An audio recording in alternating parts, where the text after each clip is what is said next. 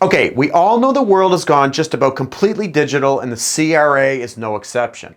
Now, for business owners who have had to deal with calling the CRA line and waiting for obscene amounts of time, and they're still hearing that cheesy music in their sleep and are tired of telling their issue to umpteen CRA agents, none of whom seem to get that you've just told this story 5 times. I'll let you in on how to avoid most of this, but first, if after you've watched this video you found this helpful, please like and comment. This will help me get this stuff out to more small business owners. Also, make sure you're subscribed and notified. And if you're not a Swain CPA client, book a call. Let's do something about that. Okay, so how can you avoid the CRA wait times and the terrible music and redundant storytelling? It's simple. My Business Account.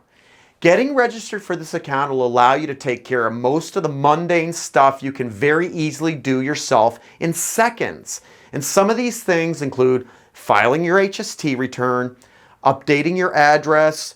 You can move monies between CRA accounts like installment accounts or payroll accounts, HST accounts. You can even move money between different periods. You can access your notice of assessment, which is something commonly needed by bankers, for which it always seems like you can't put your hands on the ones that were mailed out to us, right? You can confirm receipt of payments, or better yet, you can make payments right through this portal. You can upload documents requested by the CRA securely, and there's so much more. Now, I'm not going to reinvent the wheel and show you how to register this account because the CRA has done a very good job showing this in a video, which I'll put in the show notes. If you're not registered for a CRA My Business Account, you are likely spending too much time on non-value added activities that could very well make you cuckoo.